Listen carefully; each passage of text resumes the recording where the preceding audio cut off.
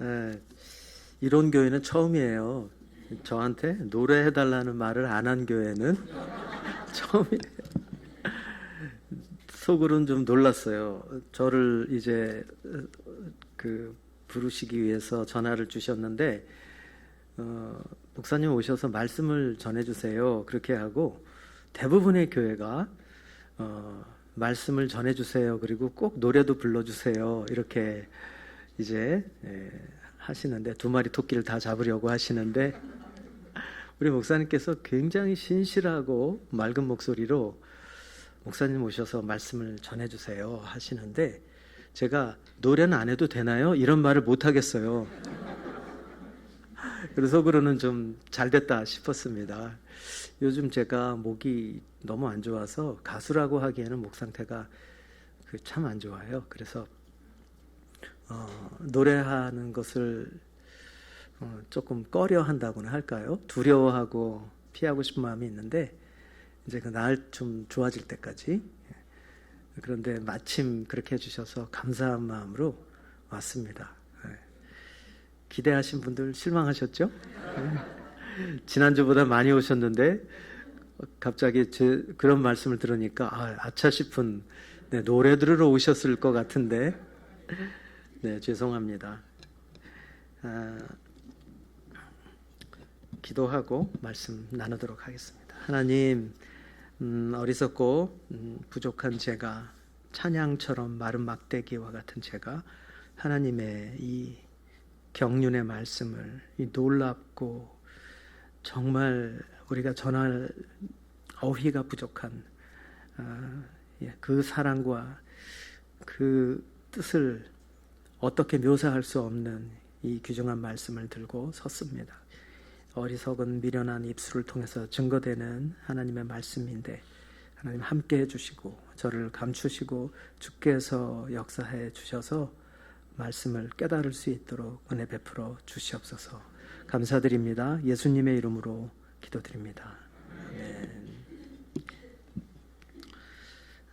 유호준 목사님께서는 저의 학교의 선배가 되시고 대학의 교수 선배가 되시고 얼마나 저를 많이 이끌어 주셨는지 몰라요. 많이 목사님께 배우면서 목사님처럼 가르치고 싶다는 생각을 참 많이 했었습니다. 제가 사역을 시작한 지 학교에서 백석대학에서 가르친 지 20년이 넘었어요. 그래서 이제는 정리할 때 저도 퇴임을 얼마 앞두고 있는데 이런저런 생각을 참 많이 합니다.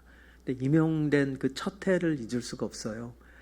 제가 2002년에 교수로 임용이 돼서 첫 교수 회의를 마쳤는데 어느 나이 드신 교수님이 저에게 오시는 거예요. 누구신지 제가 아직도 그분을 잘 기억이 안 나요. 오래됐기도 했고 처음에는 누구신지 분간을 못하니까 제게로 뚜벅뚜벅 걸어오시더니 대뜸 이런 말씀을 하시는 거예요.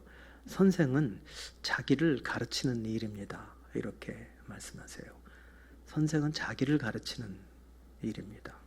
그리고는 가시더라고요.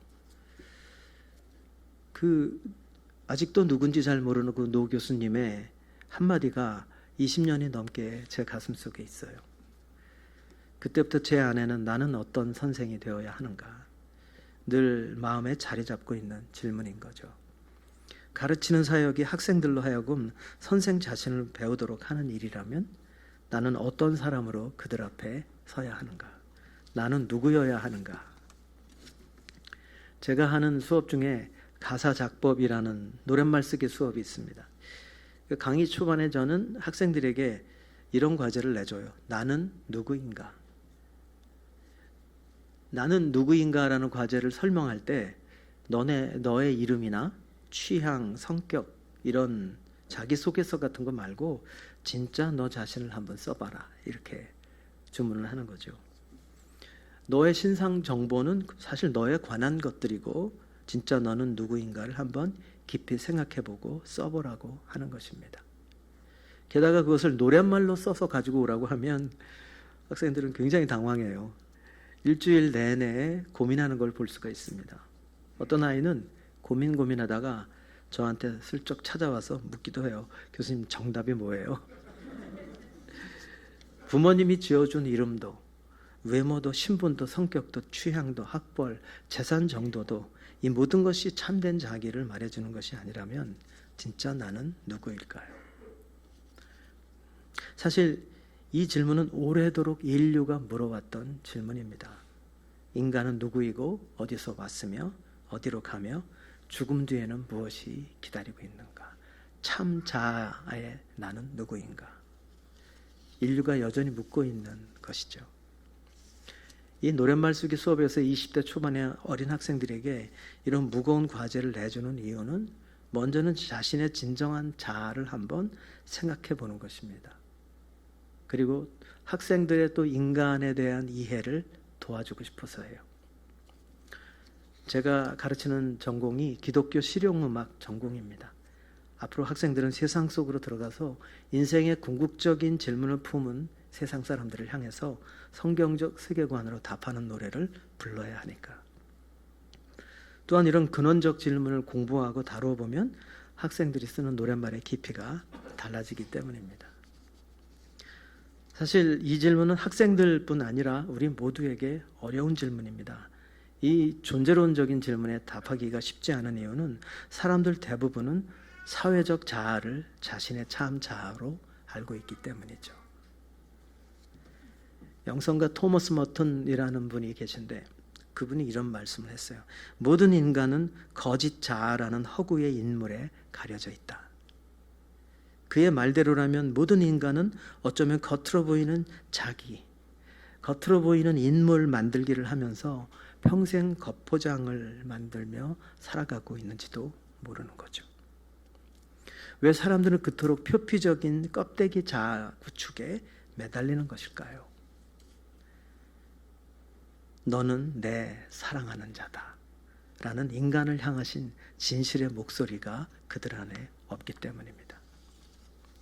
저는 여기서 시 한 편을 좀 읽어드리려고 해요. 제라드 맨리 홉킨스라는 시인의 물총새에 불이 붙듯이라는 시입니다. 유진 피터슨의 목사님의 책 제목이 얼마 전에 나온 게 있죠. 돌아가시기 전에 설교집인데 제목이 같았어요. 이 시인의 시를 인용한 거죠. 제가 잠깐 한 부분을 읽어드릴게요. 모든 죽게 되어 있는 사람들이 저마다 한 가지 똑같은 일을 한다. 자기가 머무는 방 안에 있는 것으로 거래하고 자, 곧 저 자신을 가리키면서 나라고 말하고 그것으로 주문을 건다. 내가 하는 것이 곧 나라고 그 일 때문에 내가 왔노라고 눈먼 아우성이다. 이 시에서 가장 눈길이 가는 문장은 내가 하는 것이 곧 나라고 그 일 때문에 내가 왔노라 하는 문장입니다. 이 시처럼 우리는 그 사람의 하는 일과 그 사람의 자아를 동일시하는 세계 속에 살고 있는 것이죠. 그 사람이 가진 직업, 일이 그 사람을 규정한다고 생각하는 거예요. 하지만 자기가 하는 일이 자신의 존재를 말해준다고 정말 믿는다면 만일 실패하거나 자리를 잃어버리거나 일할 수 없는 날이 오게 되면 그 사람은 정체성의 커다란 혼란을 겪을 수밖에 없다는 것이죠. 내가 하는 일은 내가 아닙니다. 주어진 직책도 내가 아니에요. 그것들은 나의 참 자아와는 관계없는 하나님이 주신 일이요, 직업이요, 사명인 것입니다. 이것은 소유에도 적용이 돼요. 그 사람의 소유는 그가 가진 것일 뿐이지 진짜 그 사람의 자아와는 관계가 없는 것입니다. 또 사람들이 쉽게 속는 것 중에 하나가 내가 듣는 평판이 바로 나라고 믿는 것이죠. 요사이 어린 연예인들이 인터넷 악플로 인해서 극단적 선택을 하는 것을 봅니다. 가슴 아픈 일이에요. 어리석게도 익명으로 쏘아대는 악평들로 자기를 규정하고 자기를 바라보는 것이죠. 그걸 진짜라고 급기야는 믿어버리는 것입니다. 요즘 제가 학생들을 상담해 봐도 요즘 아이들이 입에 달고 사는 말이 하나 있습니다. 낮은 자존감으로 힘들다는 거예요. 저는 낮은 자존감이 많아요. 비교하는 세상 속에서 아이들은 자신을 인정해주는 평가에 너무나 굶주려 있어요. 자아를 긍정해주는 말을 듣지 못했을 때 우울해지고 나는 쓸모없다라는 감정에 쉽게 사로잡히곤 하는 것이죠. 사실 제가 볼 때 낮은 자존감은 가짜입니다. 비교당하고 비교하는 세상 속에서 스스로 무가치하다고 여기는 자기 거부의 느낌인 것이죠. 감일 뿐입니다. 그래서 제가 학생들에게 자주 하는 말이 있습니다. 감 따먹지 마. 그거 가짜야. 네가 왜 낮아? 너는 귀해. 이 가짜 감에 속는 것이죠. 필링에 사로잡히는 것입니다. 사람들은 왜 이런 외피에 불과한 사회적인 자아를 자신이라고 여기며 참된 자기를 한 번도 만나보지 못한 채 평생을 낭비하는 것일까요? 한 평생을 바쳐 껍데기 거짓 자아를 만들기를 애쓰고 그것에 기대어 살아가는 사람들. 현대인들의 무수한 정신적인 질병이 여기에서 비롯된다고 하고 있습니다. 사랑하는 여러분, 참된 나는 내가 하는 일에, 내가 가진 소유에, 재산에, 내가 듣는 평판 속에 있지 않습니다. 첫사람 아담을 하나님께서 만드시고 아담이라고 부르셨을 때 아담은 자기가 누구인지를 알았던 거예요.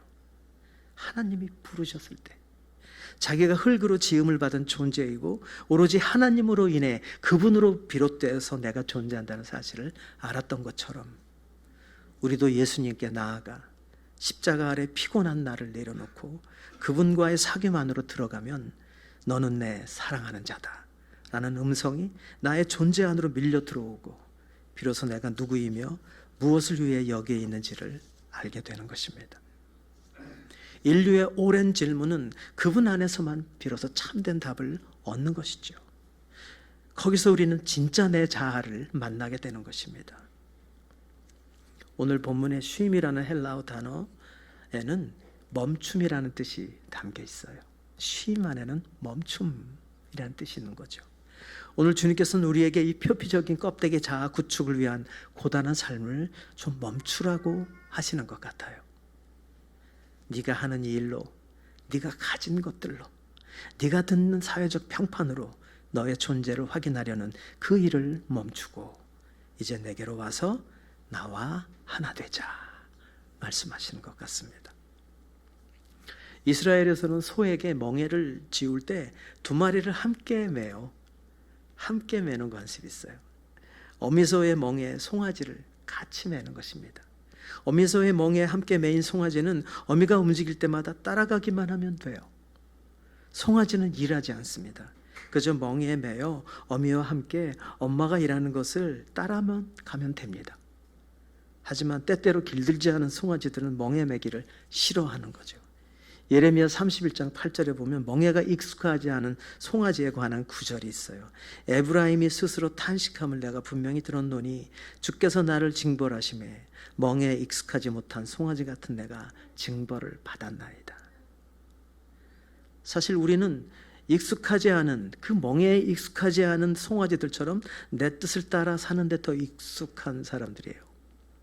저도 그래요. 저도 목사인 저도 아직 주인에게 순응하는 훈련이 잘 되질 않아서 멍에 저항하는 송아지처럼 이리저리 날뛸 때도 있는 것이죠. 그래서 하나님은 때때로 고난의 십자가로 우리들의 자아를 다루시는 것입니다. 그래서 멍에를 매는 것은 십자가 학교에 입학하는 것과 다름이 없어요. 오직 우리는 거기에서만 예수님의 온유와 겸손을 배울 수 있기 때문입니다. 성경에서 말하는 온유는 본래 타고난 부드러운 성품을 말하는 게 아니에요. 이렇게 부드러운 사람들 계시잖아요. 원래 믿지 않는 분들도 이렇게 부드럽고 온유한 분들이 있어요. 성경이 말씀하는 진짜 온유는 길들여진 성품을 말합니다. 멍에 아래서 성품이 길들여지고 다루어져야만 진정한 온유한 마음을 갖게 된다는 것이죠. 영광의 길 위에서는 잘 나가는 길 위에서는 좀처럼 우리는 잘 못 배워요. 주님과 함께 멍에를 메고 그분을 배워가야만 우리들의 자아는 자기 사랑을 비우고 예수님의 사랑을 담아내는 존재가 된다는 것이죠.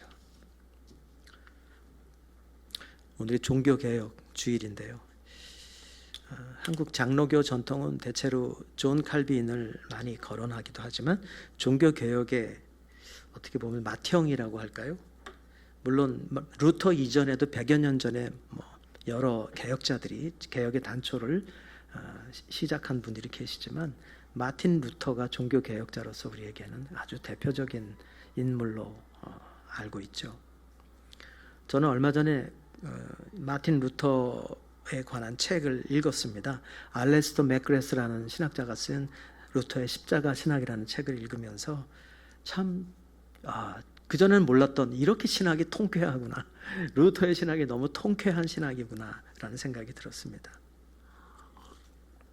이 종교개혁자 루터가 주창한 이 십자가의 신학은 당시 가톨릭 교회가 주장했던 영광의 신학에 대한 대안적인 신학이라고 할 수가 있어요.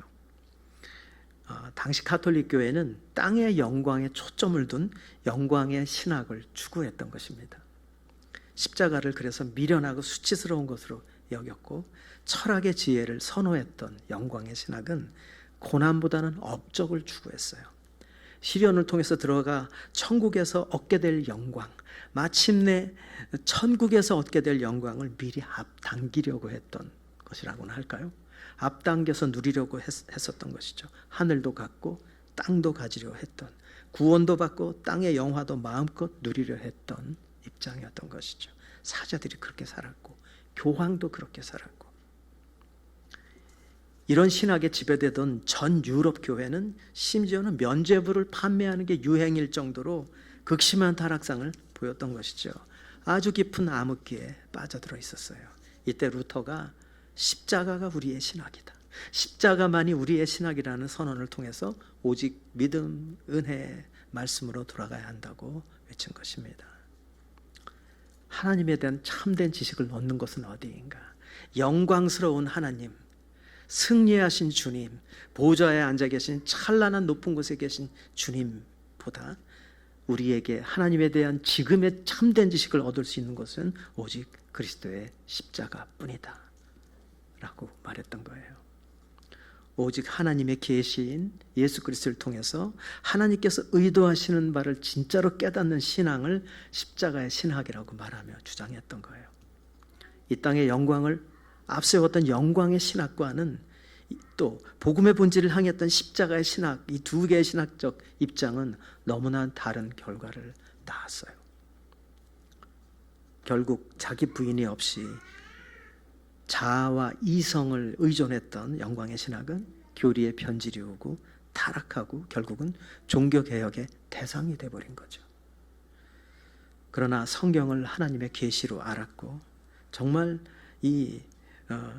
그분의 고난을 따라 주님을 배우고 주님을 닮으려 했던 십자가의 신학의 결과는 종교개혁의 주체가 된 것이죠. 한 시대를 쓰임을 받았던 것입니다. 저는 우리 시대 교회들도 비슷한 선택의 기로에 서 있다고 생각해요. 개인의 행복을 위한 자아 실현과 땅의 영광을 위해 하나님을 이용하는 신앙의 길을 갈 것인가? 비록 현재 고난 가운데 있더라도 세상의 자아 실현의 이 문화와 성공과 번영의 문화를 따라가는 것을 거절하고 고난 가운데 이 길을 가더라도 하늘에서 누릴 영광을 위한 길을 걸을 것인가? 현재 우리의 믿음의 선택에 달린 것이죠. 사랑하는 여러분, 기독교의 중심은 십자가입니다. 십자가를 생략하고 영광으로 직행할 수는 없고요. 매일의 삶 가운데 주어지는 크고 작은 십자가를 지고 우리는 주님을 따라가는 것입니다. 외롭더라도 기꺼이 좁은 길을 걸으며 십자가를 사랑했던 성도들이 마침내 그 나라의 영광에 참여하는 거예요. 이 미련하고 지혜 없어 보이는 십자가에서 자기를 내어줄 수 있는 사랑이 나오고 원수도 품을 수 있는 사랑의 능력이 나오고 우리를 그 나라로 인도하는 능력이 나오는 것입니다. 언젠가 칼의 노래를 쓰신 김훈 소설가 계시죠? 그분이 우리 학교 인문학 산책에 오신 적이 있어요. 그분이 강의에서 이런 말을 하시는 거예요. 자기가 생각하기에는 이웃을 사랑한다는 것은 불가능한 일이래요. 기독교 대학에 와서 그런 강연을 하시는 거예요. 이웃을 사랑하는 것은 자기가 볼 땐 불가능한 일 같다고. 그런데 그분의 책을 쭉 읽어보면 칼의 노래에서도 말씀하는 것이 메시지가 있고요. 이분은 캐톨릭 신자였었어요. 그러나 자기 스스로는 지금 냉담자라고 말씀하시더라고요. 근데 사랑이 과연 우리 안에 있는가에 대한 절망감을 갖고 계신 것 같아요. 하나님의 사랑보다 우리가 사랑하고 살아가는 이 현실의 세계 속에서 우리가 과연 이웃을 사랑하는가? 예수 그리스도의 그 나를 깨트려 내어주는 그 사랑이 존재하는가에 대한 절망이랄까요? 회의랄까요? 그분의 그 글 전체에서 그걸 드러내고 있지는 않지만 행간에서 읽혀지는 것 같아요. 저는 그런 말씀을 하시더라고요. 이웃사랑은 불가능한 일이라고.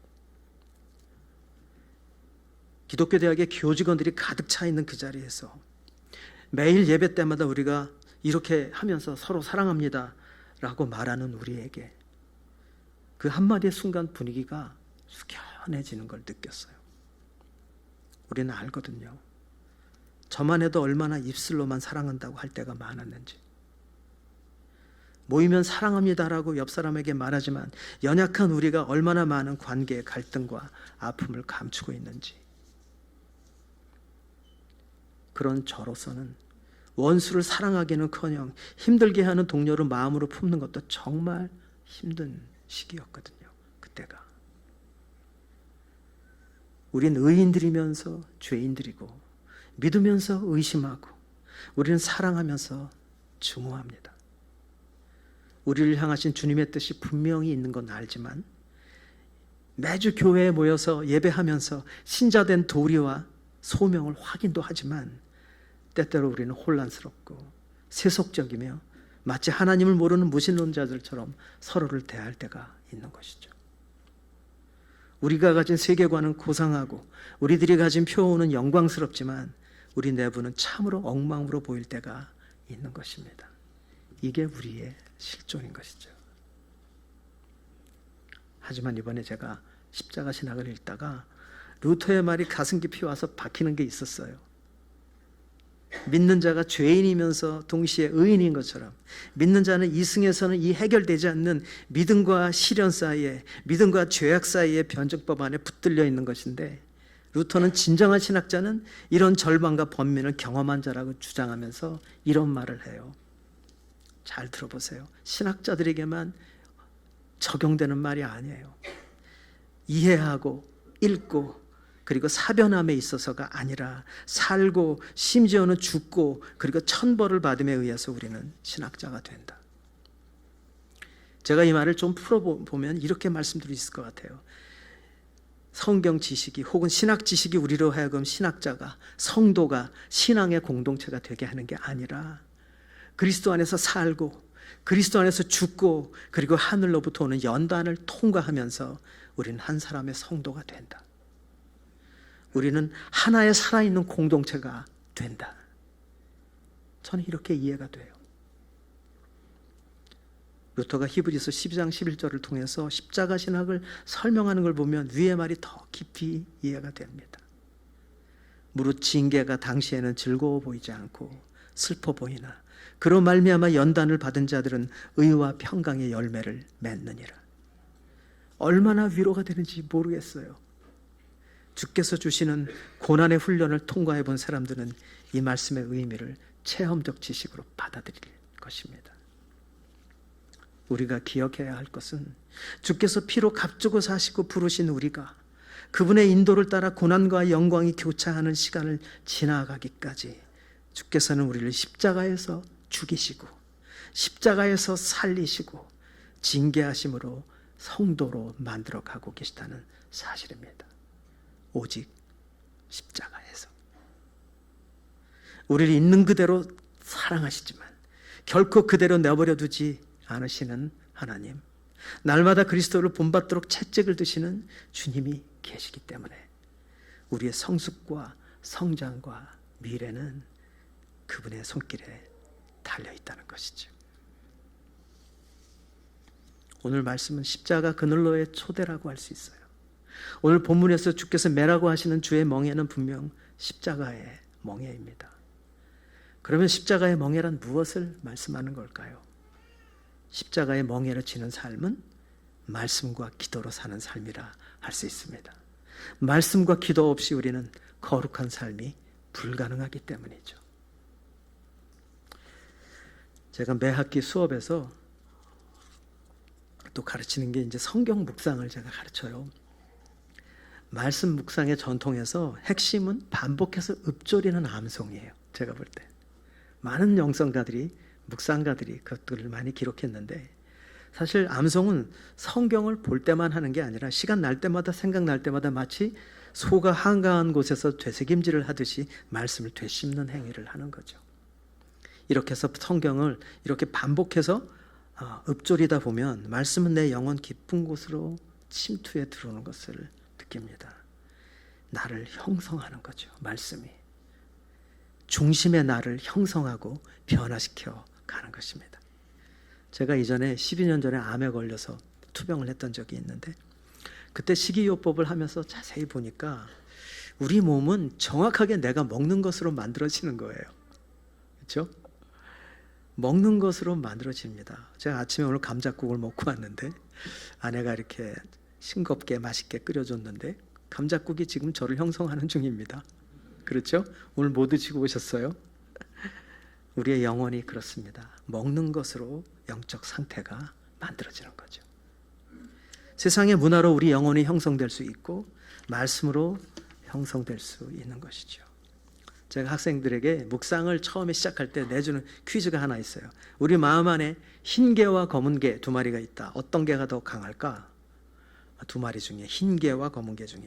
대답들이 막 분분합니다. 제가 상금을 걸거든요. 아메리카노 2잔 상품권, 케이크 하나 이렇게 곁들여서. 그럼 막 난리 나요. 대부분 애들이 흰 개가 착할 것 같으니까 흰 개가 강하다는 거예요.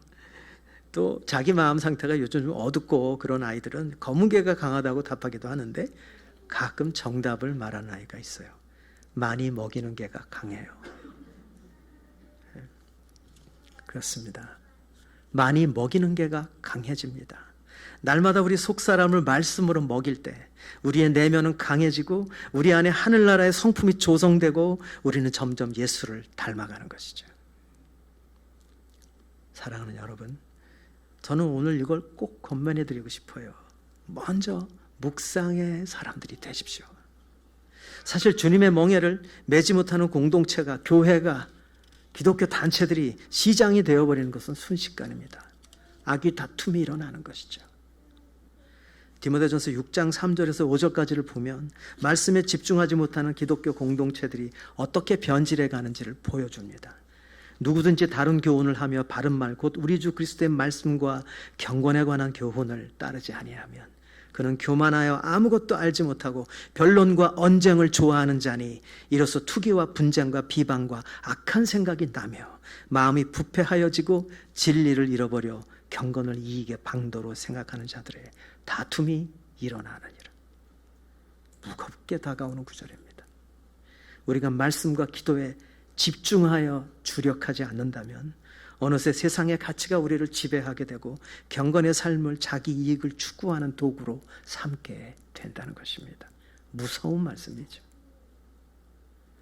세속화되어간 수많은 역사 속의 기독교 공동체들을 보십시오. 관광지로 전락해버린 위대했던 서구 교회들의 모습들, 그 위대했던 신학교들, 그들이 똑똑하지 않아서가 아니었습니다.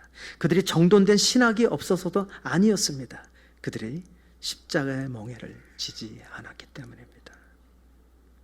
오늘 주님께서는 우리에게 내 멍에가 쉽다 이렇게 말씀하세요. 십자가의 멍에가 왜 쉬울까요? 거칠고 모욕을 당하고 때로는 좁은 길에 고단함이 반드시 있는 것이 분명한데 어째서 주님은 내 멍에는 쉽다고 하시는 것일까요? 주님께는 다 방법이 있기 때문입니다. 사랑에 붙들리면 가능한 것입니다. 주의 사랑에 붙들리면 말씀 묵상이 한없이 즐겁고 기도의 자리로 뜨겁게 나아가게 되는 것이죠. 사랑에 붙들리면 인간관계의 억울함도 참게 되고, 사랑에 붙들리면 받은 만큼 되돌려주지 않게 되며, 사랑에 붙들리면 원수를 친절히 대할 수가 있는 것입니다. 그 사랑에 붙들리면 다가올 앞으로의 이 위기의 시대의 파도를 두려움 없이 넘을 수가 있는 것입니다. 주가 주시는 능력으로 사랑에 붙들리면 세상에 감당치 못할 그 일들을, 성경에서 보는 그 위대한 성도들의 일들을 우리는 할 수 있는 것입니다. 그렇기 때문에 우리는 무엇보다도 십자가를 견디신 예수님의 마음, 내 못난 자아 안에는 결코 없는 무한하신 하나님의 사랑을 구해야만 하는 것이죠. 사랑의 영이신 성령님을 끊임없이 구하며, 주님이 내 안에, 내가 주님 안에, 그래서 우리가 날마다 주님을 닮아갈 때 세상이 우리 안에서 주님의 현존을 보게 될 것입니다. 하나님은 영광을 받으실 것입니다. 우리는 이 참담한 시대를, 그들을 주님께로 이끄는 교회가 될 것입니다. 사랑하는 여러분, 말씀을 맺겠습니다. 주께서 우리를 위해 죽으신 그 약함의 자리, 십자가의 그늘이 바로 우리가 쉴 곳입니다. 표피적인 삶에 지친 내 자아가 참된 만족을 누리는 곳, 내가 하는 이 일로, 내가 가진 소유로, 내가 받는 평판으로 내 존재를 확인하려는 거짓 자아의 추구의 삶을 이제 내려놓고, 내가 꼭 무엇이 되지 않아도 내 사랑하는 자야 라고 나를 부르시는 주님의 목소리가 내 안에 울려 퍼지는 곳, 십자가 그늘에서 우리의 피곤한 자아는 비로소 쉼을 얻게 될 것입니다. 그곳에서부터 우리를 살리는 생명이 흘러나와서 이 광야와 같은 세상을 충만한 존재로 살며 사명을 감당토록 도우실 것입니다. 십자가 그늘, 그곳에 쉼이 있고 회복이 있고, 거기에서부터 우리의 소명이 시작되는 것입니다. 개혁이 큰 개념으로 다가오지만 사실 개혁은 하루하루 내 삶의 작은 십자가, 하루하루 내 삶의 작은 충성, 작은 희생을 한 걸음 한 걸음 바치며 걸어가는 것입니다. 하루하루 분량의 말씀을 먹고 하루하루 주님과 교제하면서 예수님의 삶의 방향을 내 안에 내면화시켜 가며 그분을 따라, 그분을 닮아 가는 것입니다. 그것이 개혁의 삶인 것입니다. 온유하고 겸손하신 주님과 함께 이 십자가의 멍에를 기쁘게 기꺼이 메고 우리에게 주어진 단 한 번의 인생을 낭비함 없이 하나님 나라의 이 고귀한 사명에 우리 자신을 아낌없이 드립시다. 기도하겠습니다. 오늘도 십자가 그늘로 우리를 부르시는 좋으신 주님, 오직 그곳에만 존재하는 참된 실물, 쉼을 우리로 누리게 하시니 너무나 감사합니다. 우리를 구원하신 십자가의 복음으로 이 어두운 마지막 때의 진리의 전달자로 우리를 살도록 도와주옵소서. 세상은 여전히 요란하고 참남하며 다툼으로 가득하지만 우리는 승리하신 주님을 따라 십자가의 길을 가는 사람들로 말씀과 기도로 반드시 승리하게 하실 줄 믿습니다. 나아가서 시대적 사명을 감당하는 이 교회가 되도록 도와주시옵소서. 세상 끝날까지 우리와 함께 해주시겠다는 주님의 약속대로 우리를 지키시고 함께 해주시기를 간절히 바라오며 예수님의 이름으로 기도드립니다. 아멘.